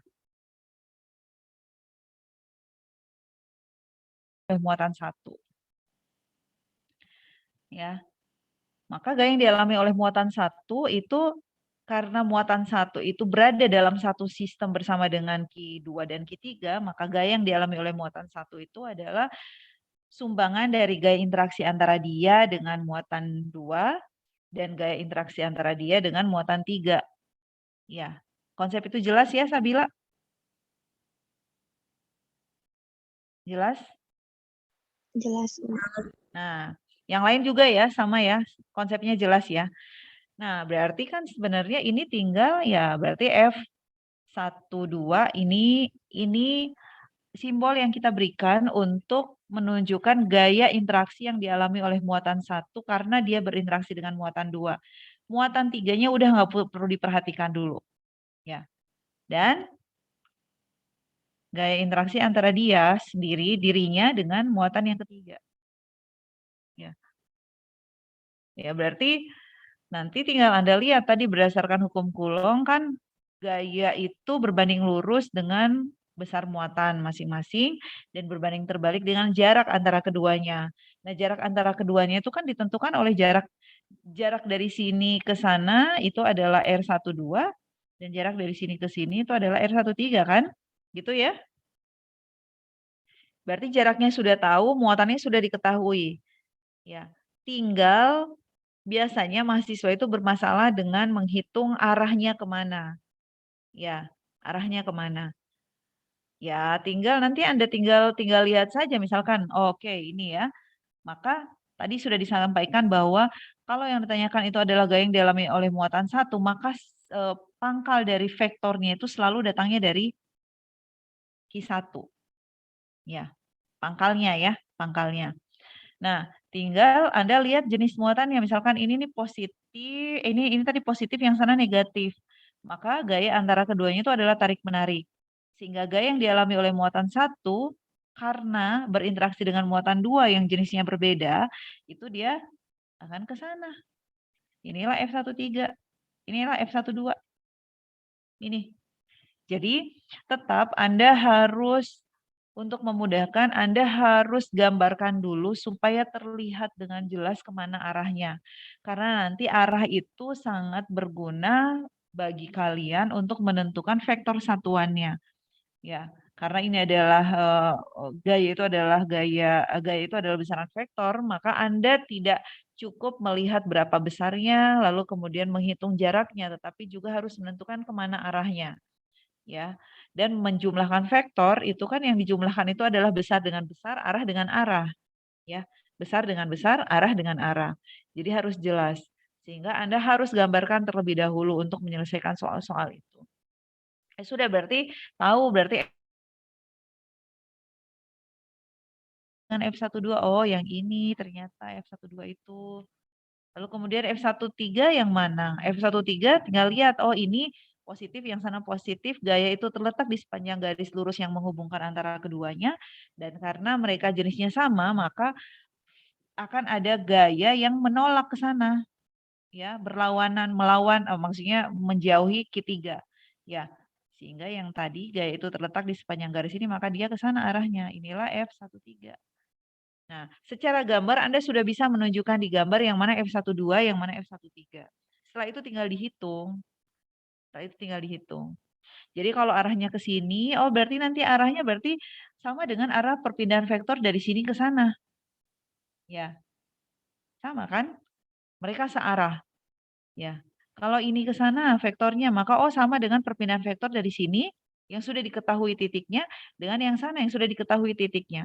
Jadi kalau ada dua buah titik yang sudah diketahui, maka Anda bisa menentukan vektor perpindahan dengan melihat yang mana titik awal, yang mana titik akhir, begitu ya.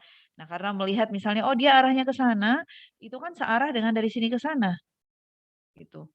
Ya, maka Anda bisa menentukan R13 itu dari menghitung vektor satuannya seakan-akan ada partikel yang berpindah dari Q3 ke Q1 begitu. Ya. Gitu ya.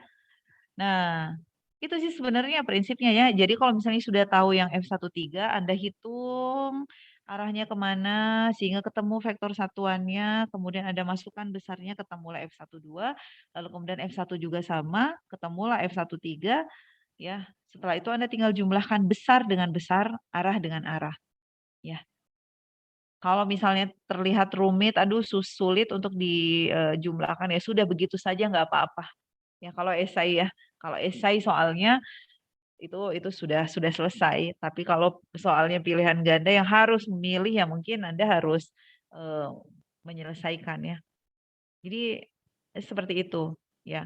Jadi sekali lagi memang ini kalau hanya menyimak saja tanpa Anda ikut mengoret-oret ya, itu memang agak sulit ya. Jadi saran Ibu untuk yang terkait dengan konsep, kalau misalnya disajikan satu contoh soal, Anda selesaikan dulu menyimak contoh soal itu sampai selesai. Setelah itu Anda coba ulangi soal yang sama, Anda tuliskan kembali, dan setelah itu Anda cek kembali, ya, Anda cek kembali dengan pembahasan yang sudah disampaikan di sana, ya, itu ya. Nanti coba kita lihat ya. Nah, yang lain ada lagi? Ini sambil jalan ya, Ibu nanti ingin memastikan bahwa kalian mengerjakan itu dengan cara rumit nggak ya kalau misalnya kerja kelompok juga ya. Ya. Atau kalau memang tidak cukup waktunya, konsepnya sudah jelas, apakah perlu ada satu contoh tambahan? Atau gimana? Satu contoh tambahan tapi kalian yang mengerjakan. Ada yang bersedia, maksudnya device-nya juga bisa untuk oret-oret, untuk share screen? Ada yang bersedia?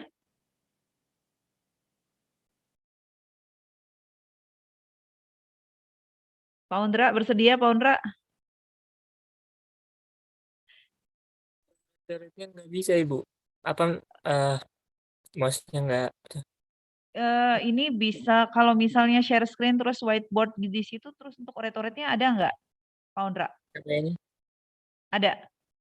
nggak. Ya Coba coba, ya. coba Ibu ini ya izinkan dulu untuk share screen, coba aja ya. Oke, sudah bisa. Coba. Coba Ibu. Coba Pak Undra, ini tuh kita bisa gambar bareng nggak ya? Coba Ibu. Bisa kayaknya Bu. Hah? Bisa kayaknya. Bisa gambar bareng nggak? Coba ya. Yang mana yang harus di... Sok Pak Undra bikin soal sendiri ya. Gini. Ada 3 muatan. Ya, tulis dulu deh. Ada 3 muatan. Muatan 1. Diketik aja ya Bu. Oh iya, boleh. Atau itu aja lah soal yang tadi aja, Pondra. Coba ambil dulu dari soal yang tadi. Soal yang tadi yang 3 muatan ya. Kita ganti aja di sana. Ambil soal 3 muatan tadi. Masukkan dulu ke sini.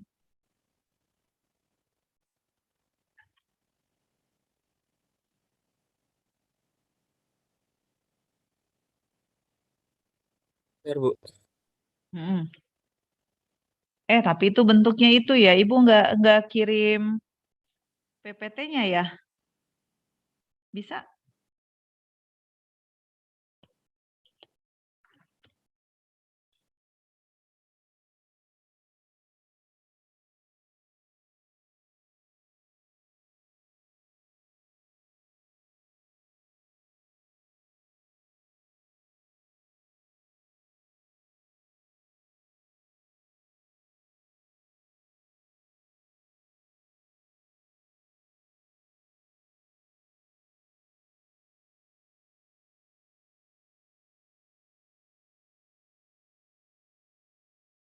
Oke.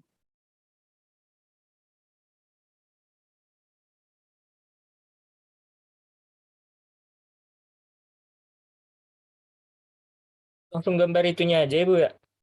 Apa Nah, ini namanya? aja dulu. Tulis dulu deh muatan 1 itu misalkan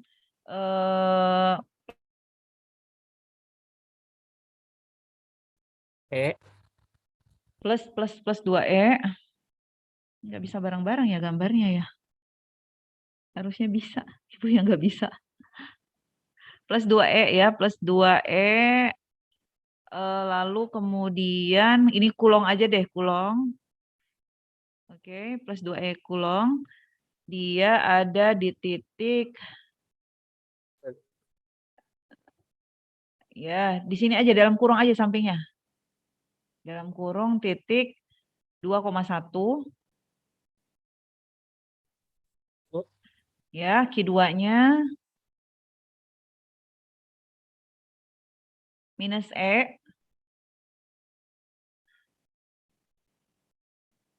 Ya, minus E. Kulong, satuannya jangan lupa. Dia ada di titik minus 1,0. Ini ngarang ya soalnya. Minus 1,0. Q3 itu Q3 itu minus 2E kulong. Dia ada di titik minus 2, minus 2. Oke. Yang dicari adalah gaya yang dialami oleh muatan 2, berarti F2. Yang ditanyakan adalah F2.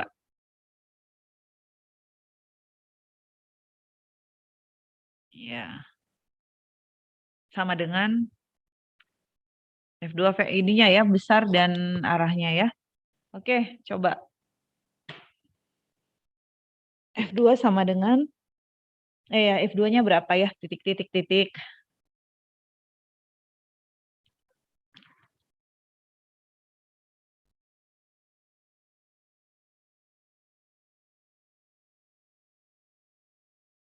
Oke. Nah, coba Pak Ondra. Nah, tahap awal itu adalah gambarkan dulu di mana letak masing-masing muatan itu ya di koordinat kartesian. Lalu kemudian jangan lupa berikan tanda muatannya untuk memudahkan. Ayo.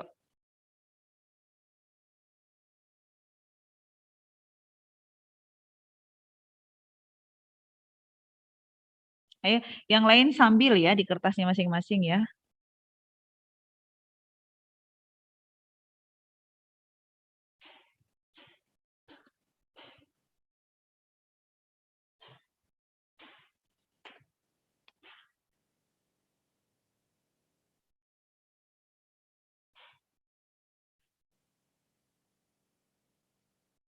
Garisnya susah.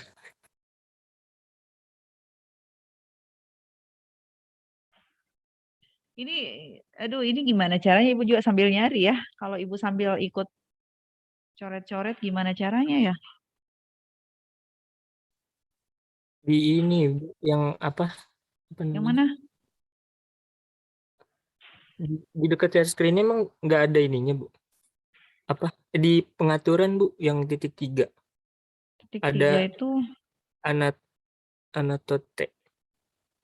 ya enggak Ibu. Ikan bukan Ibu yang share screen ya, jadi nggak bisa, Pak Ondra. Tapi partisipan bisa Oh, sorry. Ya, betul. Ada kelihatan kok. Iya. Oke. Sok. Ya, silakan. Dua.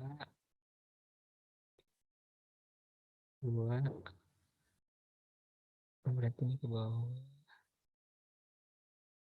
Ya. Itu di semua. Nah, ya.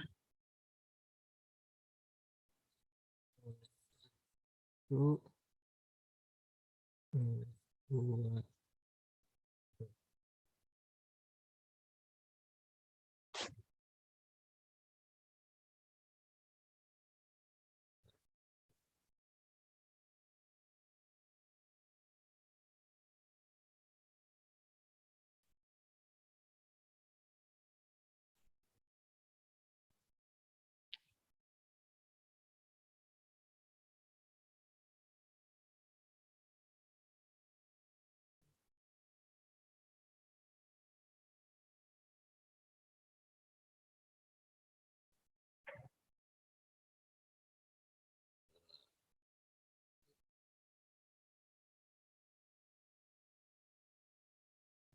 Ya, oke, ini di sini ya.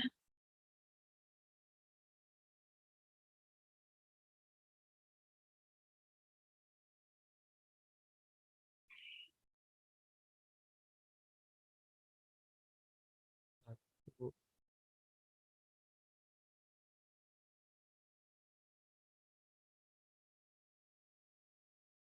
Bisa, Ibu. Hmm? Bisa. Dua. Spidolmu kegedean, Pak Ondra. Oh iya, bener. Nggak ada ukurannya, Ibu. Nah, gitu yang di draw itu? Iya, ini Oh, udah paling. gitu. Oke. Jadi nggak jelas ke ini banget tuh, gede banget. Bikin baru aja, Ibu ya. Lama Maksudnya lagi. ini Nggak maksudnya apa-apa. ada Udah ini gambarannya. aja. Coba ini nih kan Q1 di sini ya. Ya. Ya. Terus Q1 itu iya ya. Terus Q2-nya itu min 1,0 di sini ya. Itu mah 1, itu mah 0,0 Pak Ondra. Oh, Min 1. Nah, di situ. Oke. Ya, di sini ya. Ini ya.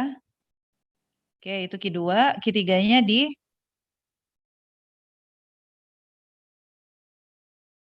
Q3-nya min 2, min 2 ya. Ibu. Itu Q3. Oke, itu Q3 ya. Bu tandain merah deh. Oke. Ya sudah. Sekarang mau diapakan itu titik-titik itu? Dicari ininya dulu. R-nya. Nah, coba yang ditanyakan F2 ya. Yang Ya. ditanyakan F2. Ya. Berarti F2 itu adanya di sini ya, adanya di Q2. Oke. Nah, sekarang gambarkan dulu kemana arahnya. Kan F2 dari sini ya, F2 itu sama dengan F21 ditambah F23. F23. Oke, sekarang F21 dan F23-nya yang mana?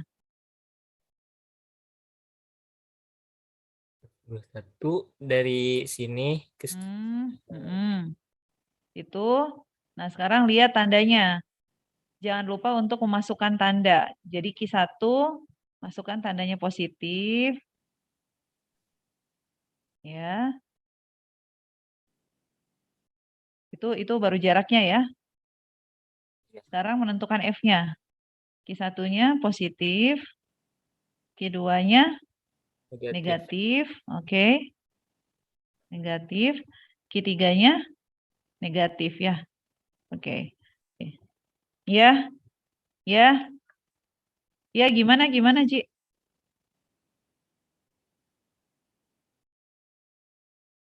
Oh iya, benar, samping. Bukan 0,-1. Dia Iya nih. di samping sana ya. Ya, betul. Hmm. Betul.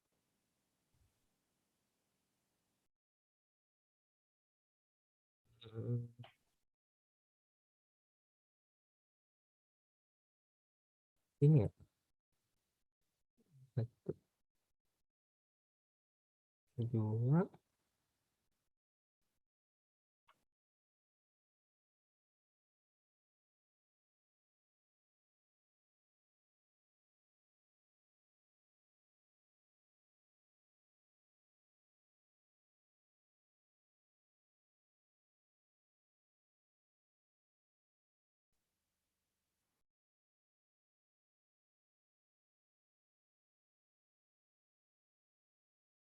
Ya, lanjut.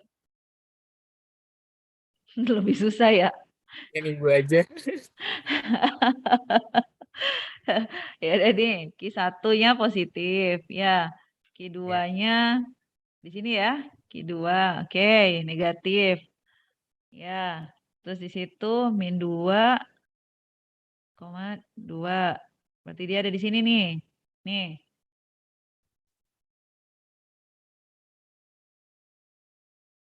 Ada yang putus-putus gitu itu Pondra garisnya? Ada. Enggak. Oke. Nah, berarti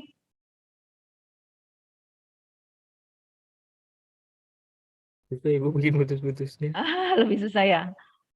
Oh, ya sudah yaitu. Oh, yang itu. Oke. Sudah. Nah, tandanya udah ini Q3 ya, ini Q3 ya. Q3-nya Iya. apa? Negatif ya. Oke. Sekarang F21-nya mana? F21-nya mana? Dari sini ke sini. Itu tarik menarik ya. Berarti Iya. dia arahnya. Oke. Itu tidak harus full ya, Paundra ya. Iya, Bu. Nah, misalnya gini lah, gitu. Berarti itu adalah F21. F21. Oke, itu F21. Oke, F21. Ya. Maka F21 itu kan arahnya sama dengan arah perpindahan dari letaknya Q2 ke letaknya Q1 kan? Iya. Posisinya ya. Nah, oke, itu berarti tulis F21.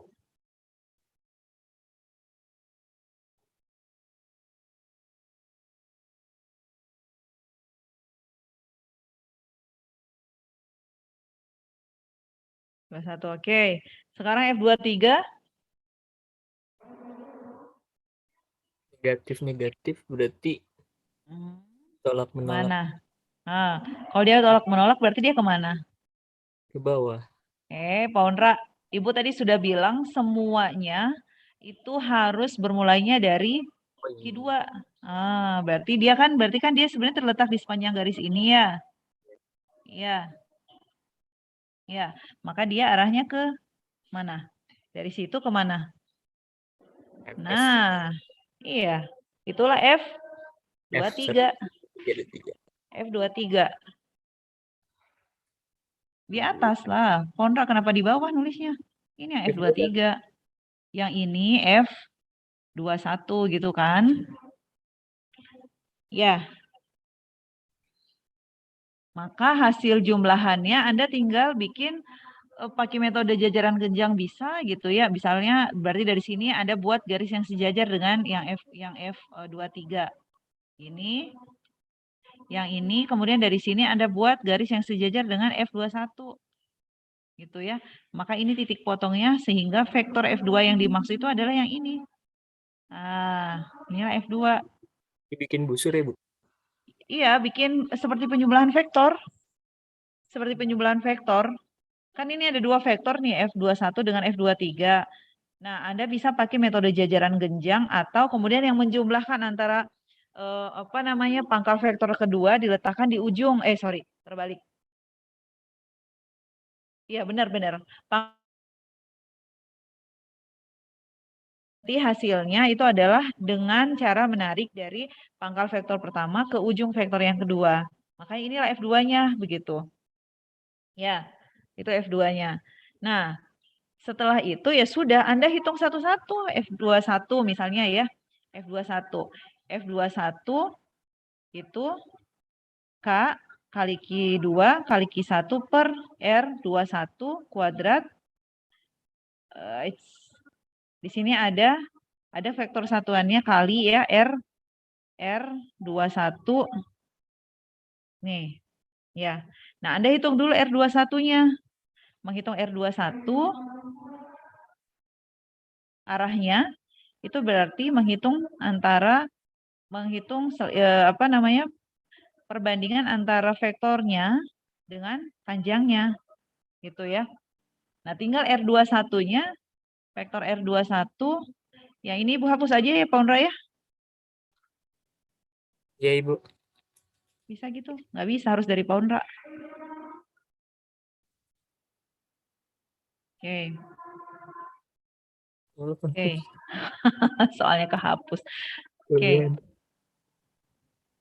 Oke. Ya. Nah, berarti R21-nya yang vektor itu yang tadi ya. Anda hitung selisihnya antara komponen X dan komponen Y.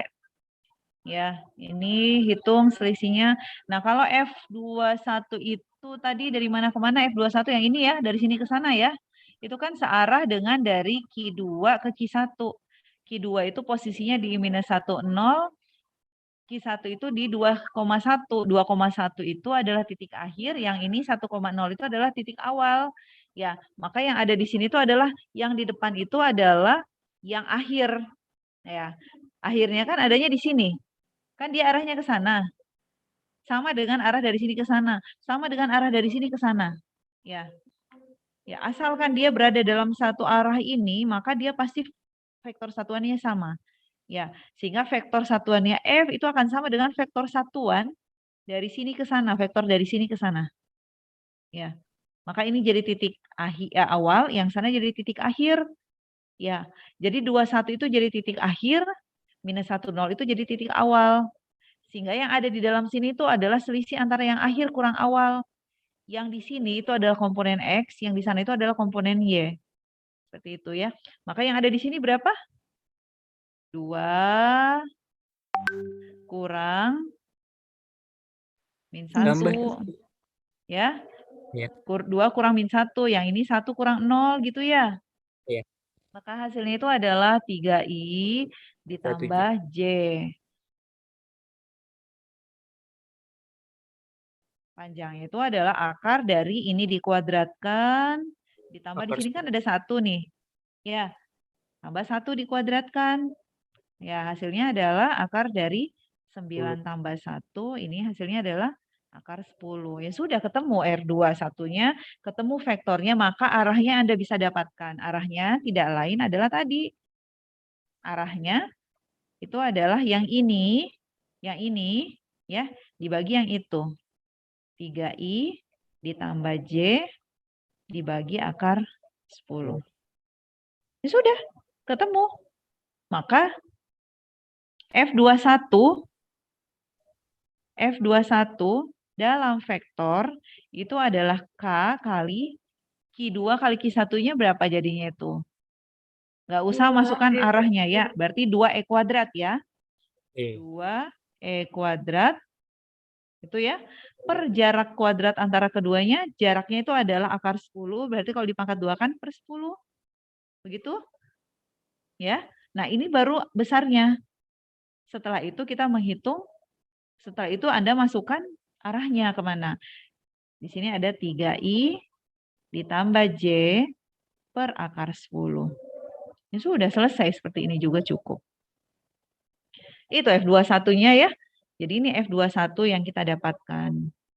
Kalau sudah ketemu F21, berikutnya Anda tinggal hitung F23-nya. Ya, Anda bisa hitung F23. Ya, jadi tadi ini kalau sudah jelas yang mau dihitung itu gaya yang dialami oleh siapa, Anda gambarkan gaya interaksi yang ada di sana dan gaya yang dialami oleh siapa itu. Gitu ya, gambarkan di sini. Setelah itu ya sudah Anda hitung. Ya. Setelah itu Anda hitung. Nah, sekarang F23-nya gimana?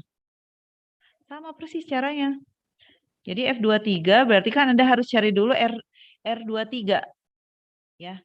Jadi R23 yang ini itu Anda harus cari dulu besar vektornya bagaimana sama besarnya bagaimana. Ya. Nah, vektornya sendiri Anda lihat F23 itu tadi yang mana? Dari sini ke sana ya. Itu F23 ya. Dari sini ke sana.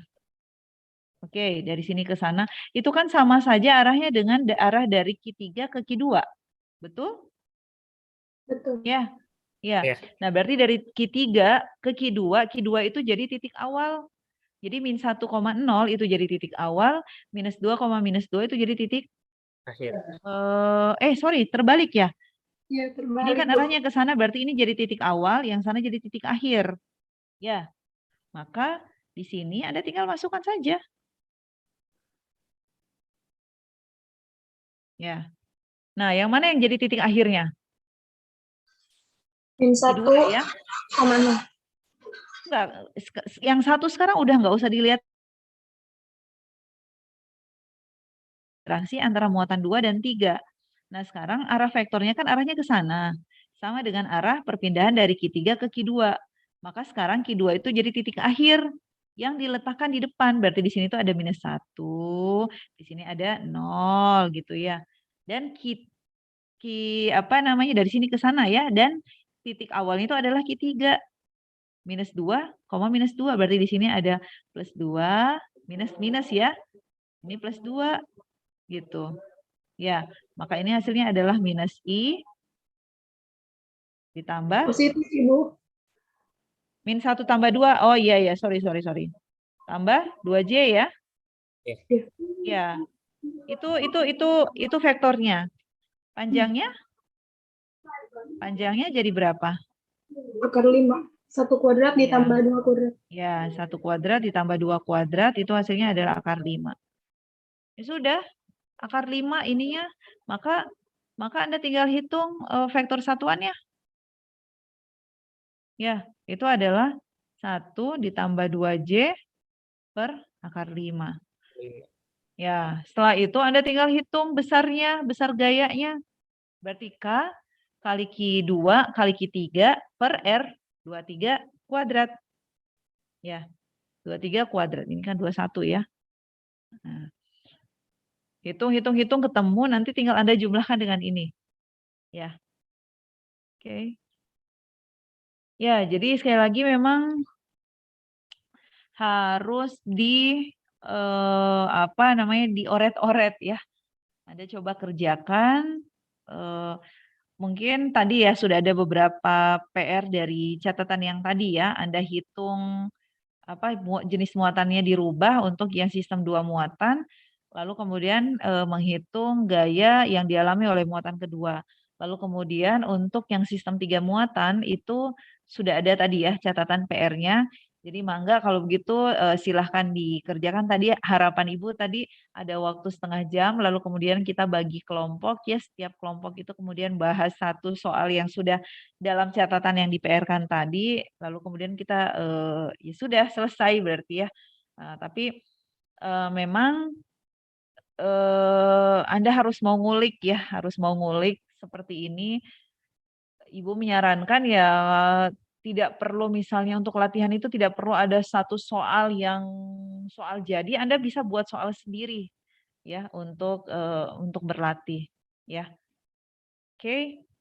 Itu mungkin dan materi tadi bisa Anda ulang-ulang ya, Anda bisa ulang-ulang kalau ada yang belum difahami, mudah-mudahan kalau pengulangan pertama diputar pertama kali masih yang ngertinya itu mungkin hanya 50%, diulangi yang kedua, ketiga dan seterusnya di bagian-bagian yang memang Anda belum paham, mudah-mudahan bisa bisa difahami dengan baik ya. Ini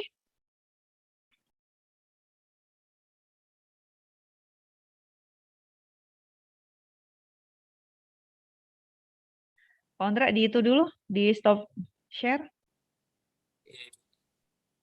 Oke. Oke, itu paling ya. Jadi